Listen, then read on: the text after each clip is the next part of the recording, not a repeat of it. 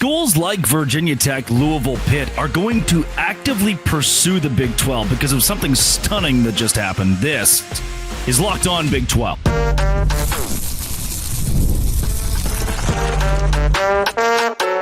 You are Locked On Big 12, your daily podcast on the Big 12 Conference. Part of the Locked On Podcast Network, your team every day. Happy Thursday, everybody. Welcome into Locked On Big 12. I'm Drake Toll from America's #1 Big 12 podcast, Locked On Big 12. Thank you for making this show your first listen every single day. We will start with how the Big 12 is going to leverage the ACC's death via their schools wanting to come here. If you were Louisville and you saw your revenue cut by millions of dollars, would you not try to leave? That's what will happen. Also, Shedeur Sanders is getting wild hate from across the country. Is that valid? Should he be? And then we'll end with BYU basketball as the hottest team in the country. Maybe, and you shouldn't count them out this March. If you hit subscribe, I would get to keep my job. TJ Pittenger will join the show from College Football Addiction as we dive into how the Big 12 is going to benefit from the collapse of the ACC. But that collapse word means something different than what you might think. Just monumental news with Florida State and Clemson settling. We're going to go back and forth on this one a little bit, but with the ACC, I do want to get your big picture thoughts on this, and then we'll kind of maybe pass it back and forth a bit. But what was your initial reaction when you heard that the settlement came down? Well, you put a Band-Aid on a bullet hole. Great. You get 2 more years, 3 more years of Florida State, but have officially solidified that the Noles shouldn't be in the ACC come 2030 or when that price tag drops far below what it was for even Oklahoma and Texas to leave the Big 12 when they did. And you think about the way inflation's going, that $60 million or $70 million, whatever it's going to be in 2030, will be even smaller for Florida State based on where we are there. And I am very happy from a Big 12 perspective that the ACC decided, you know what, let's piss off Louisville and Virginia Tech and Virginia and Duke and even North Carolina by creating this new viewership algorithm to pay Clemson and Florida State a whole lot more money than anybody else and get them close to the SEC and the Big Ten. And there will be other schools that lose $7 million a year from their revenue and won't be able to afford that, especially as the NCAA will be asking each school to pay $20 million to their student athletes directly. In a time where everyone needs money, the ACC is taking money out of the pockets of some of its schools and giving Florida State and Clemson even more money to leave the league if they want to. Big picture, Band-Aid, bullet hole. This is not going to work in 5 years, but today, for at least today, from my view, Florida State and Clemson are still in the ACC, and I guess that counts for today. Yeah, no, I've heard different takes on this. Obviously, I have a very vested interest, but even taking, I'll tell you, a month ago, things seemed bleak. You know, ESPN signed their ACC agreement. As a Florida State guy, you're thinking, oh my gosh, maybe we are just truly in this thing forever. And are we going to be pigeonholed into a settlement that's not great for us? And we just take it because it's the best we got, right? As a Florida State fan, obviously the scenario existed that you get out tomorrow and that Bama opener is really against a conference foe, or that Clemson opener against LSU is a conference game. Yeah, that would have been just the massive Grand Slam win. None of that was ever really realistic. And so when you look at what could have realistically happened with a settlement, it's hard to not imagine that this wasn't a slam dunk victory for Florida State and Clemson. North Carolina probably in there as well. Miami maybe in there as well. And that's not just the garnet and gold colored glasses. Like I'm telling you, I was bleak on this. Not to interrupt, I hate to interrupt you, TJ, but this is what, like when I think of questions for a guy who covers Florida State or covers the ACC, I'm not sure. There are so many analysts like Jim Phillips, the commissioner, who is like, this is a monumental day. We stay relevant forever. The ACC is as strong as ever. Are they just idiots? I mean, genuinely, can you please explain to me how this would be good in 5 years' time for the ACC? How this would be good for Florida State to stay in the ACC come 2031? I mean, would they even want to? No, I don't think there's any realistic way. Now, you know, they get to that point and the SEC and the Big Ten say, hey, we'll take you at a half share. Then maybe you have something to think about because of the media, you know, the extra money you're making in the ACC. I don't really see that as plausible, but at the same time, 5 years ago, I wouldn't have thought that what we're doing now is plausible. So I guess anything is possible. Do I think that it's realistic? No. But yeah, like this is a massive win for Florida State, Clemson, North Carolina, Miami, maybe some other programs too. But this is not a win for the ACC. Now, it is like you said, a Band-Aid over a bullet hole. They will very likely continue to exist in 2030 or around that time, pulling in programs like Tulane and Memphis and USF, and they'll stay above the threshold. But I mean, there's a question there. Can I push back a bit? Sure. Again, you're the ACC guy. If they add Tulane and Memphis and USF, right? To me, right now, they're upsetting Louisville and Virginia Tech and NC State by possibly reducing their share because Florida State and Clemson will carry so much. So if those schools want to leave and go somewhere else like the Big 12, can the ACC backfill enough with Memphis and Tulane to still exist as a league in 2031?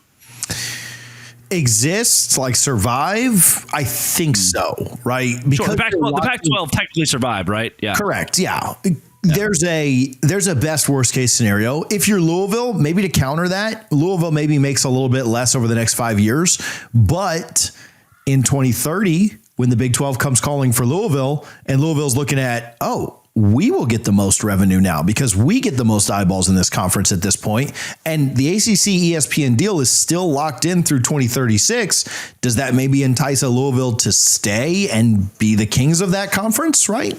Maybe. I don't know.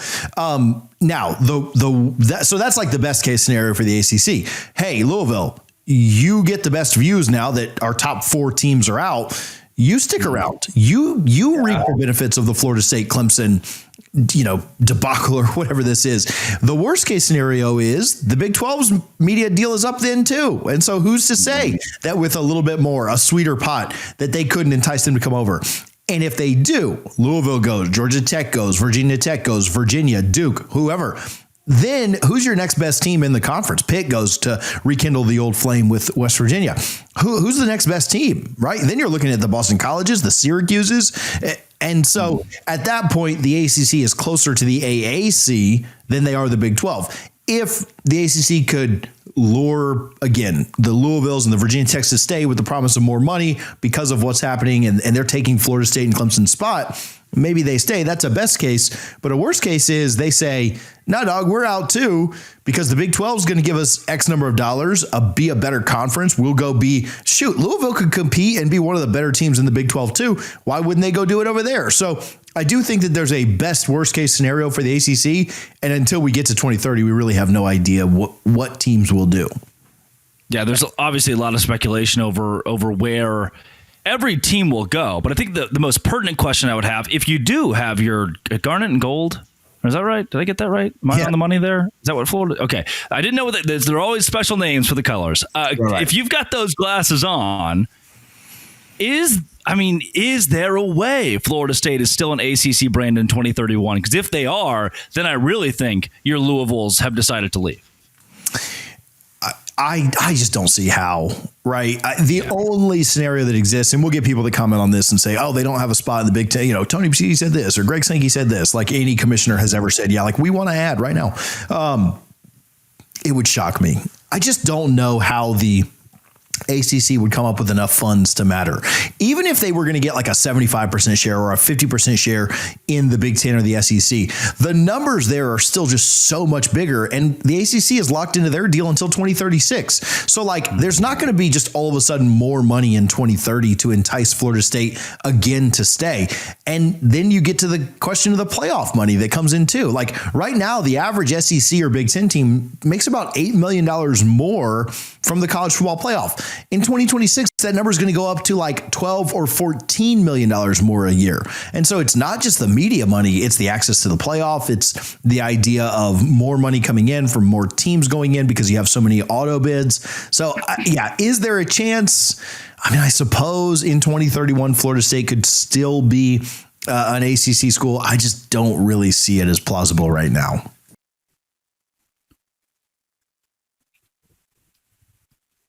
Today's show is brought to you by Nissan. Guess who drives a Nissan? That's right. It's me. The Armada, Team of the Week is brought to you by our friends at Nissan and the all-new 2025 Nissan Armada. Each week, our Locked On College basketball experts are picking one team that stands apart from the top-seeded stars to unexpected upsets. These guys are showcasing strength and power that you need to bring your team forward. This week's Armada, clear-cut Team of the Week, the Houston Cougars. No team in college basketball more capably embodies the rugged Armada than Kelvin Sampson's squad. Houston's tenacious defense leads the nation in fewest points allowed per game for the second straight season. When it comes to the Nissan Armada, they say go forth and conquer, and that's exactly what the Houston Cougars have done here. It's clear that our Team of the Week is out here ready to conquer the road ahead with confidence, just like you can in the all-new Nissan Armada or any of Nissan's outstanding vehicles. Take the Nissan Armada, Rogue or Pathfinder, and go find your next big adventure at shopnissanusa.com. Drake, I just want to get your take as somebody who just intimately covered that program, him, over the last 2 years in Colorado. Everybody has a hot take. Oh, you might be following the draft, this, that, and the other. How do you project him at the next level in the NFL? Well, I think that it is a disservice to a spectacular athlete, a very good human being, someone who carries moxie, someone who has swagger, someone who has a whole lot to bring to not just college football, but now the NFL. It's a disservice to that player to speak the way a lot of these national outlets and national reporters are speaking.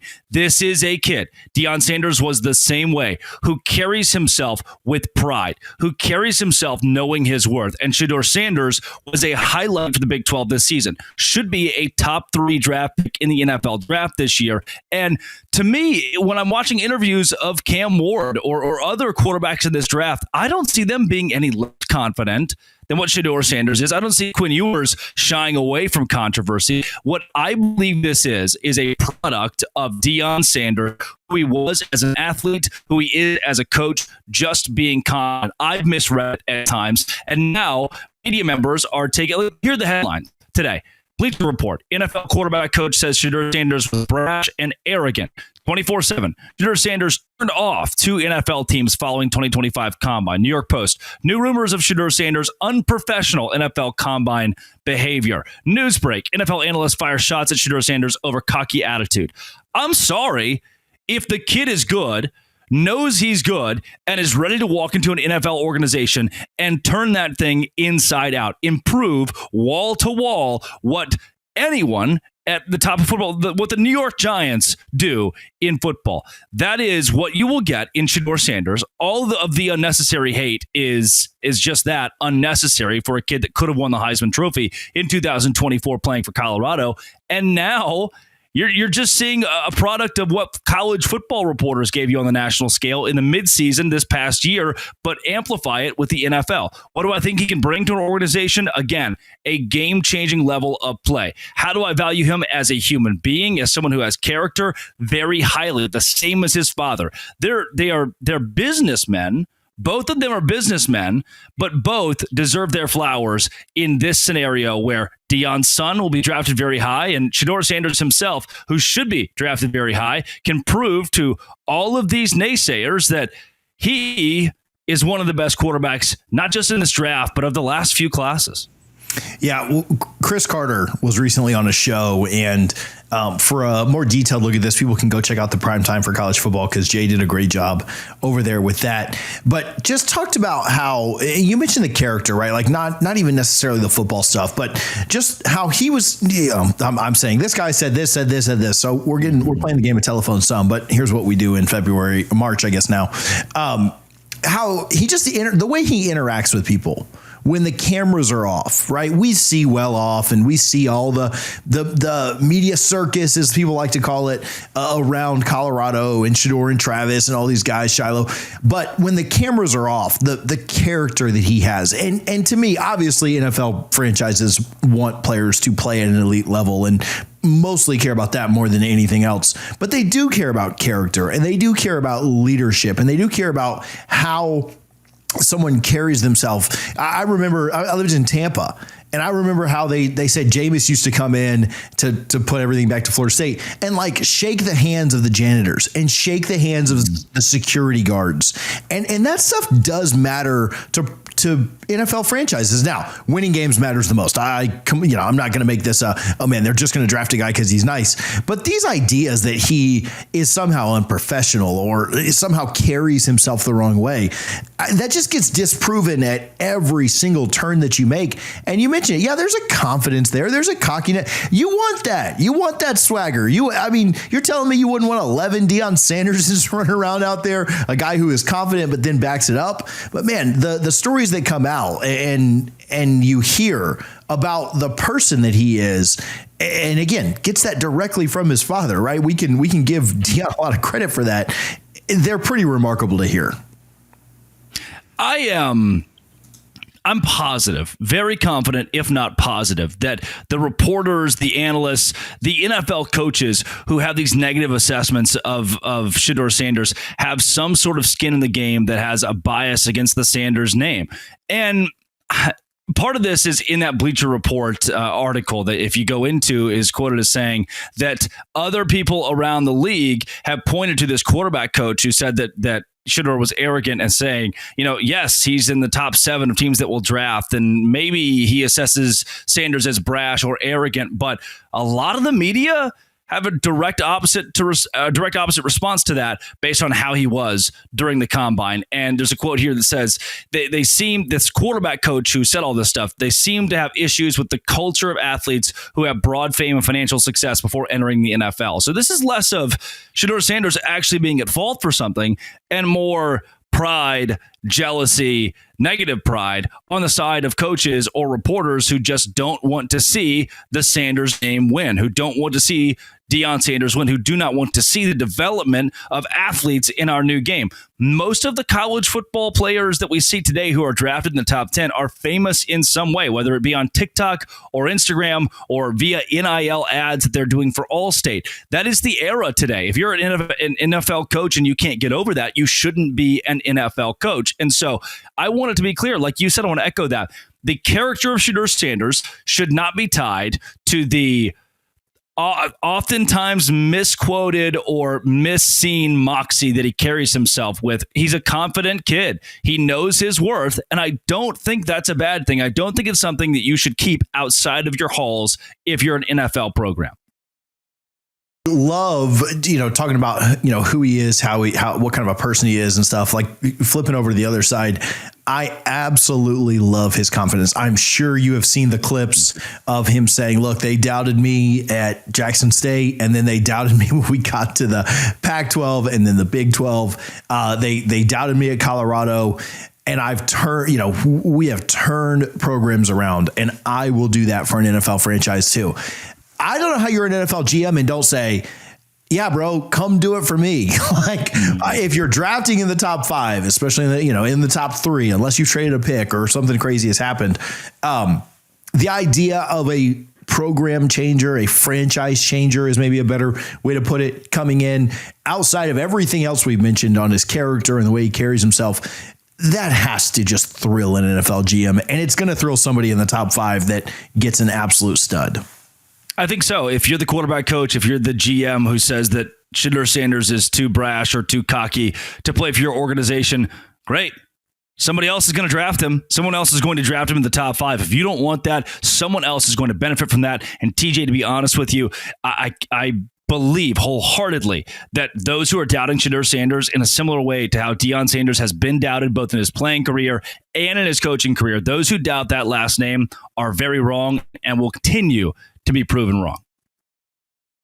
Wouldn't want to be is the NFL GM, the NFL franchise, the NFL coach that does pass on him for that reason and then see him on the upcoming schedule. That would... You think about what Saquon did every time he played in the Meadowlands, or every time that the Giants and Eagles faced off, or just really any one, right? They remember that. Michael always had it in for the 2 teams that drafted. Not that Michael didn't give it to everybody, but Michael always had it in for the 2 teams that drafted guys ahead of him, right? And so is that not the best reason to draft him, is just so that you don't have to see him on your schedule? At this point, yes. And if you're an idiot and that's the only reason you draft him, you're somehow going to benefit from what could be a generational player.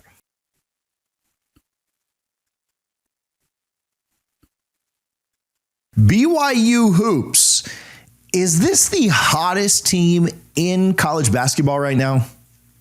Yeah, TJ, when you and I called about, hey, what's going on in college sports this week? The transfer portal. No, look, full stop. Everybody put whatever you're doing down, because BYU basketball is doing something that is shocking all of America. And I think the biggest note that I would make as we go into this conversation is BYU fans themselves need to understand something, need to realize something, need to come to terms with a new truth. You've got a very good basketball program. No matter who the head coach is, no matter what BYU's administration does, no matter who their NIL director is and what he says to the players, because I know there were the rumors that the football players were told that they were lazy by their NIL director. I don't care. The basketball team at BYU has proven through 2 years that this is a program you can trust. And specifically this year under head coach Kevin Young, if you, a general viewer of basketball, football, sports, want to bet on a team that's going to help make you money, BYU is that team. The Cougars just went on the road, beat number 10 Iowa State in double overtime. They went on the road, beat Arizona as well. What it's time to understand is that last year's Duquesne lost in the tournament. All this, like, BYU is a great fan base for saying, like, oh, well, maybe next year. Oh, well, we kind of expect to lose it at the end, or we don't expect to win long term. This could be fool's gold, pyrite, if you will, if you know the technical term. But it's finally an era where, especially as the NIL game has improved on the football and basketball side for BYU, it's finally an era where they can step up and accept the fact that they are good at sports, that they are good at basketball. That they avoided Hilton Magic. They were up by 21 points, BYU was, against Iowa State. The Cyclones stormed back and actually had an above 50% chance to win this game when it went to overtime. And from there, BYU somehow had, like, Iowa State had stolen victory from the jaws of defeat. BYU had somehow stolen defeat from the jaws of victory, and then everything flipped from a 71% chance for Iowa State to win.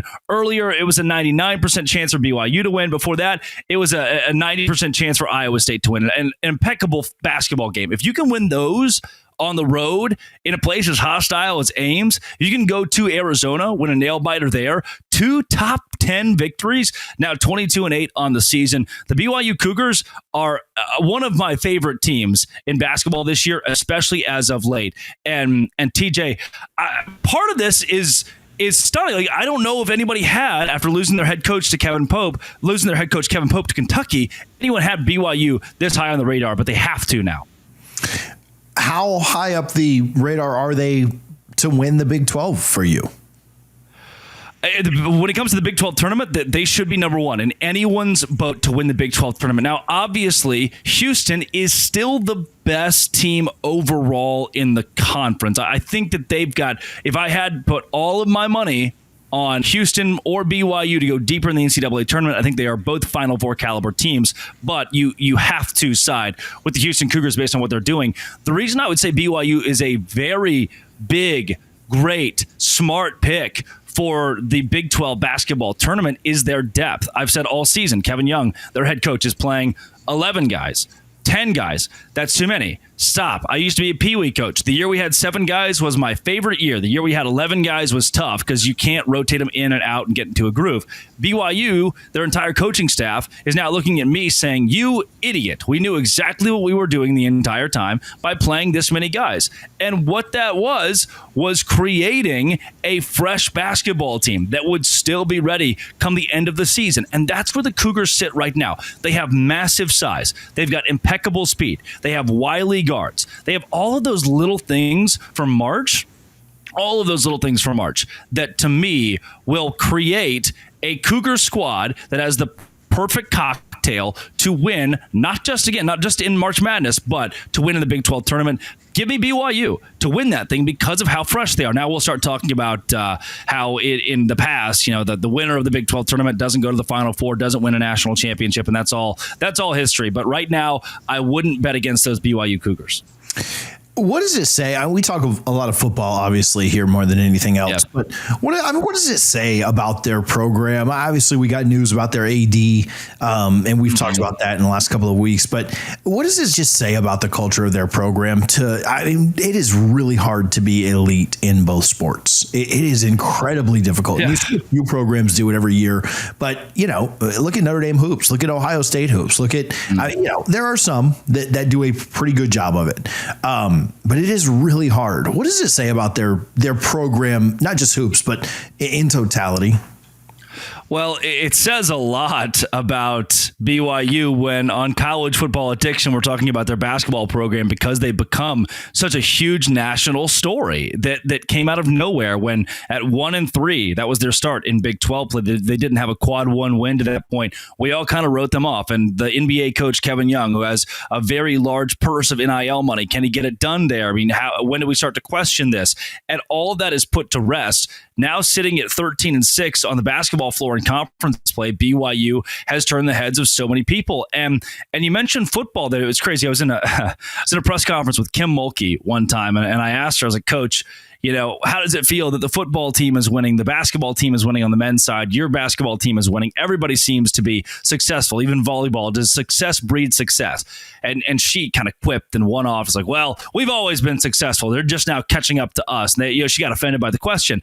BYU is in the opposite, but I think there's such cohesion in that athletic department. When Mark Pope left, I had inside sources at BYU who said, look, he just wasn't the nicest guy in the world. He just wasn't the easiest guy to work with. And we struggled with that, especially because his tenure there at BYU was kind of up and down. It ended on an up that was ultimately a down with a loss to Duquesne. And then Kevin Young steps in. And I've only heard glowing things about the NBA's #1 assistant turned BYU head basketball coach.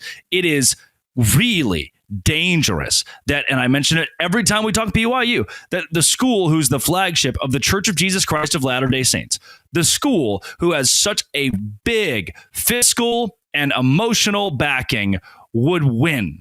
When that school wins, that's dangerous because it's probably not going to stop. They've got a taste of it now, and donors like to give more and more and more to see their team win. You think about, if I'm a donor and I'm paying, in this case for BYU, they have a couple who can pay $1 million per player. If I pay $1 million per player for 6 players on the basketball floor and the team goes below 500 in conference play, I'm going to stop wasting my $6 million a year. If I pay $6 million and get to see them win game after game after game and chase them into March Madness, that's when I'm going to keep my investment there. BYU has that investment in football and basketball now, meaning their athletic department is going to become, with the resources of the Big 12, one of the strongest in the entire country. They've been fun to watch for sure, and fun enough again to where on this football channel we are talking BYU hoops with Drake C. Toll, locked on Big 12. I know that you'll continue to cover them. I know you'll continue to talk about them as we are now into March and conference tournament time is coming up quickly. Drake, where can people follow you for that? Get more of your content. Yeah, we'll be following all kinds of March Madness stuff with the Locked On Podcast Network, and specifically with Locked On Big 12 at LO Big 12 on Twitter, or at Drake C. Toll on that same platform. And then wherever you find your podcasts and on YouTube with Locked On Big 12. Appreciate you, buddy. Always fun. Thanks, TJ.